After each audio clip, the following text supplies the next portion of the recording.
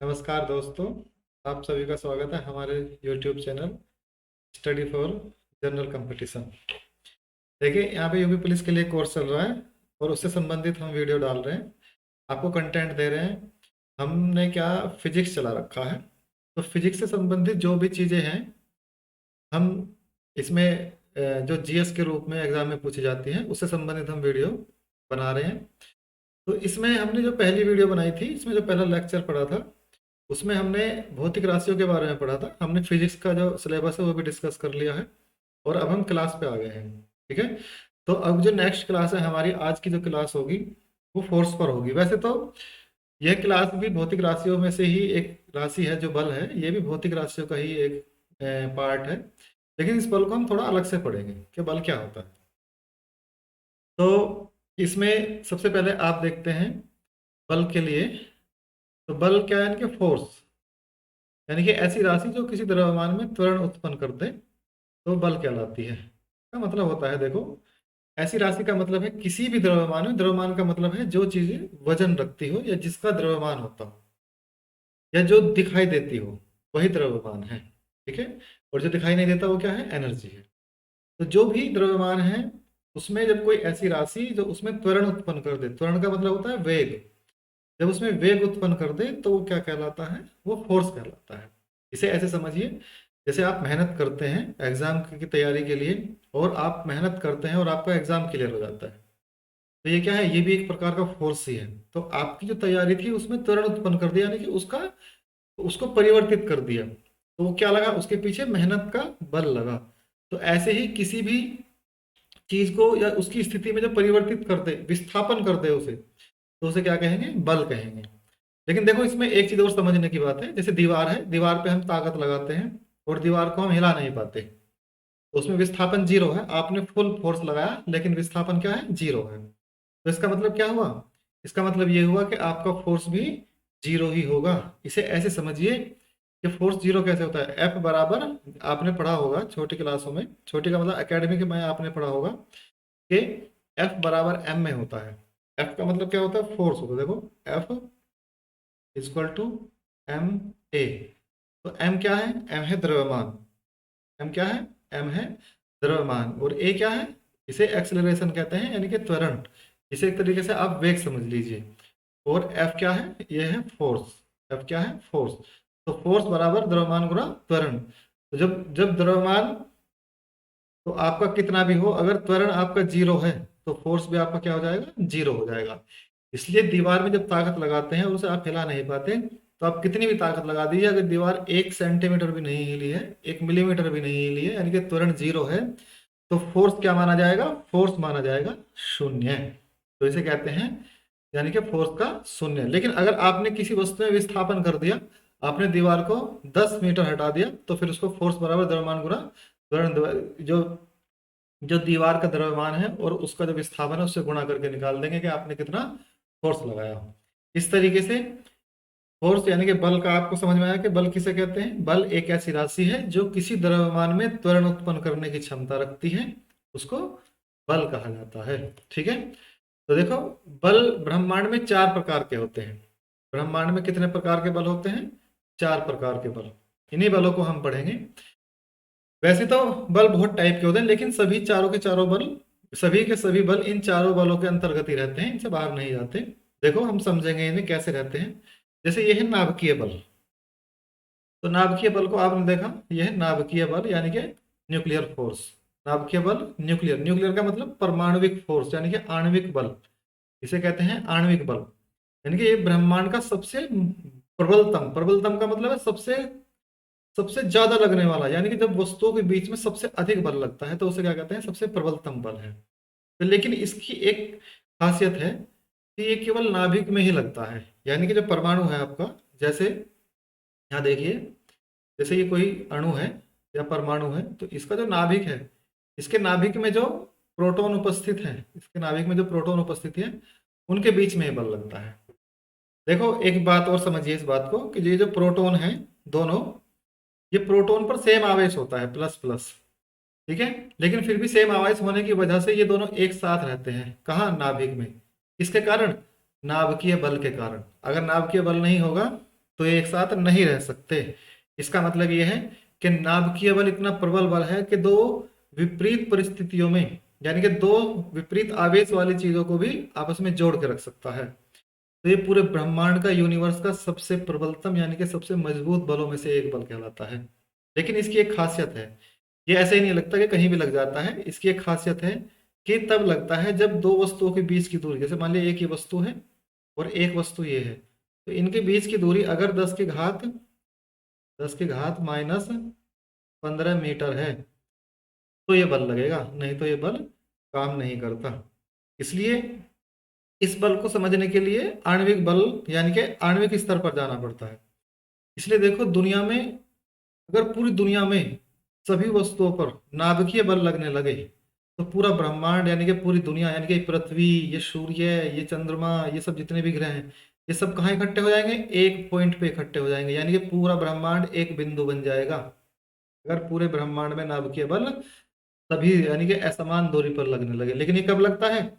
ये तभी लगता है जब दो वस्तुओं के बीच की दूरी कितनी हो? -10 की घात -15 मीटर। तो जब वस्तुओं को इतनी नजदीक लाया जाता है, तो इतने नजदीक कब लाया जा सकता है? यानी कि दो अणुओं को ही इतने नजदीक लाया जा सकता है। कैसे?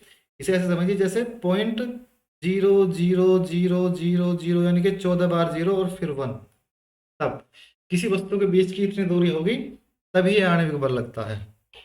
ठीक है, मैं समझता हूं कि आणविक बल आपकी समझ में आ गया होगा। इसे सीधा सा समझिए कि ब्रह्मांड का सबसे प्रबलतम बल है और यह तब लगता है जब दोनों वस्तुओं के बीच की दूरी 10 की घात -15 मीटर होती है।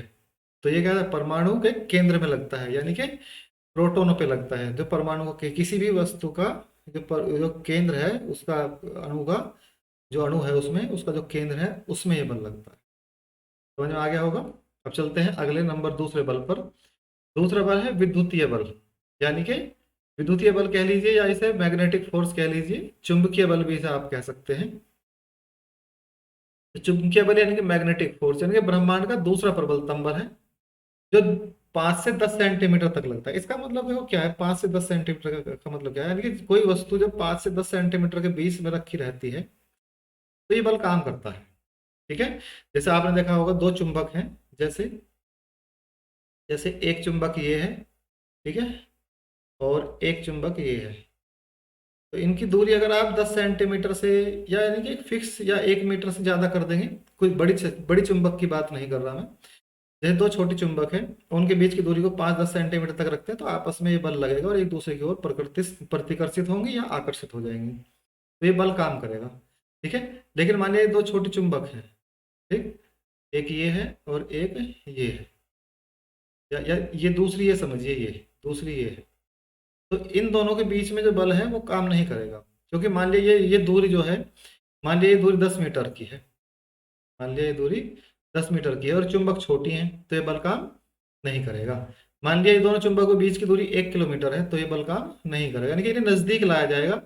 जब इन दोनों छड़ चुंबकों को नजदीक लाया जाएगा तभी ये बल काम करता है। लेकिन ये दुनिया का यानी कि ब्रह्मांड का दूसरा प्रबलतम बल कहलाता है। इसलिए पहला प्रबलतम बल क्या है? नाभिकीय बल। और दूसरा प्रबलतम बल यानी कि मजबूत बल कौन सा है? विद्युत चुंबकीय बल यानी कि मैग्नेटिक फोर्स।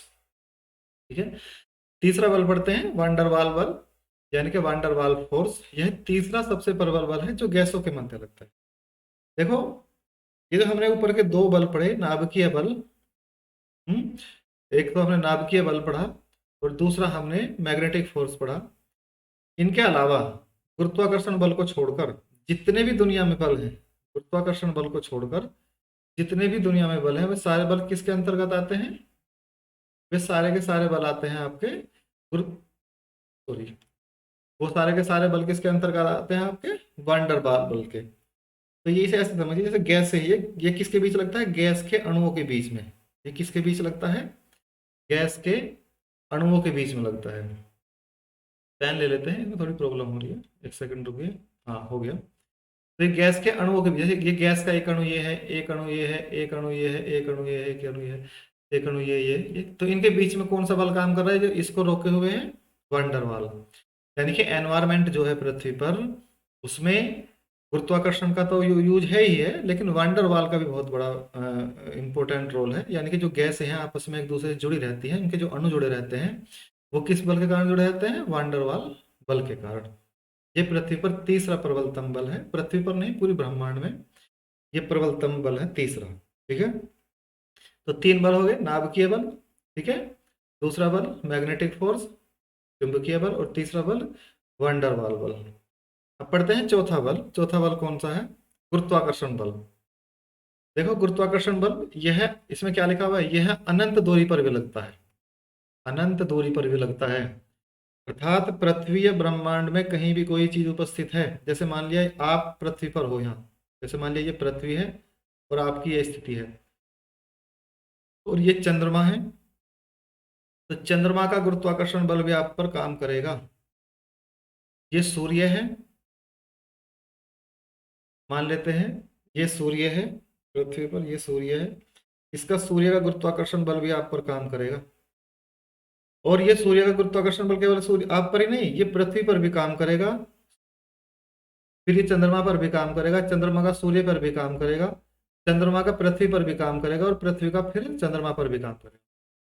यानी कि ब्रह्मांड में जितने भी पिंड उपस्थित हैं सब एक दूसरे की ओर आकर्षित हो रहे हैं, किसके कारण? गुरुत्वाकर्षण बल के कारण। यानी कि एक दूसरे को फोर्स, यानी कि फोर्स लगाते हैं। कौन सा फोर्स लगता है? ग्रेविटेशनल। तो इसकी एक खासियत है कि ये अनंत दूरी पर लगता है, अनंत पर।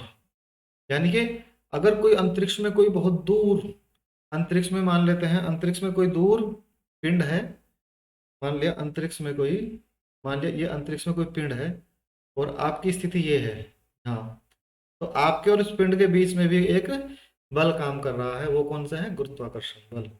जैसे आप देखते हैं हमारी ज्योतिष विद्या में बताया जाता है कि ग्रहों का प्रभाव है। ग्रहों का प्रभाव क्या है? मैं तो इसको एक गुरुत्वाकर्षण बल का ही प्रभाव मानता हूँ ये। ठीक है, तो अनंत दूरी पर भी लगने वाला बल कौन सा बल है? गुरुत्वाकर्षण बल। ये पृथ्वी पर यानी ब्रह्मांड का चौथा प्रबलतम बल है। चौथा प्रबलतम बल कह लीजिए या सबसे कमजोर बल कह लीजिए। तो पृथ्वी पर उपस्थित या ब्रह्मांड में उपस्थित सबसे कमजोर बल कौन सा बल है? गुरुत्वाकर्षण बल। तो आपने चार बल पढ़े, इन बलों के बारे में हम एक बार फिर से रिवीजन कर लेंगे, लेकिन इसे एक बार ऐसे देखिए। देखो जैसे यहाँ आते हैं तो इसका मैं बताता हूँ। तो जो सबसे पहले, तो सबसे मजबूत बल कौन सा हो गया? न्यूक्लियर फोर्स, सबसे मजबूत। उसके बाद कौन सा हो गया? उसके बाद देखो मैग्नेटिक फोर्स। उसके बाद कौन सा हुआ? Van der Waals force. और उसके बाद कौन सा हुआ? Gravitational force. उसके बाद कौन सा फोर्स हुआ? Gravitational force. तो सबसे बड़ा फोर्स कौन सा है? सबसे बड़ा फोर्स कौन सा है? न्यूक्लियर फोर्स, यानी कि सबसे मजबूत बल। और सबसे छोटा यानी कि सबसे हल्का ग्रेविटेशनल फोर्स। यानी ब्रह्मांड में जो सबसे ज्यादा बल काम करता है वो बल काम करता है ग्रेविटेशनल, और सबसे दूरी तक काम करता है ग्रेविटेशनल, सबसे अनंत दूरी तक काम करता है ग्रेविटेशनल, सभी वस्तुओं पर लगता है ग्रेविटेशनल। ठीक है, नाभिकीय बल कहाँ लगता है? देखो ये नाभिकीय बल कहाँ लगता है? केवल परमाणु के नाभिक में लगता है। मैंने आपको बताया कि अगर ये नाभिकीय बल ब्रह्मांड में लगने लगे तो समझिए कि पूरी दुनिया यानी कि पूरा ब्रह्मांड एक बिंदु पे इकट्ठा हो जाएगा। क्यों? क्योंकि ये सबसे प्रबलतम बल है। और फिर से बिग बैंग की जो थ्योरी है, फिर से विस्फोट होगा और फिर से नए ब्रह्मांड की उत्पत्ति होगी। ठीक है, तो आप अभी इतना ही समझिए, ज्यादा डीप में जाने की जरूरत नहीं, सिंपल सी बात है। नाभिकीय बल सबसे ज्यादा मजबूत, विद्युतीय बल उससे कम, वंडरवाल उससे कम, और गुरुत्वाकर्षण सबसे कम। यानी कि एग्जाम में आपके क्या पूछा जाएगा? एग्जाम में आपके मिलाने के लिए आ सकता है कि निम्न में से कौन सा बल सबसे प्रबलतम है या कौन सा बल सबसे हाईएस्ट है। तो कौन सा है सबसे प्रबलतम? Nuclear force. ग्रेविटेशनल को नहीं लगा के आना आपको, क्योंकि ज्यादातर बच्चे ग्रेविटेशनल फोर्स लगा देते हैं, उससे बचना है।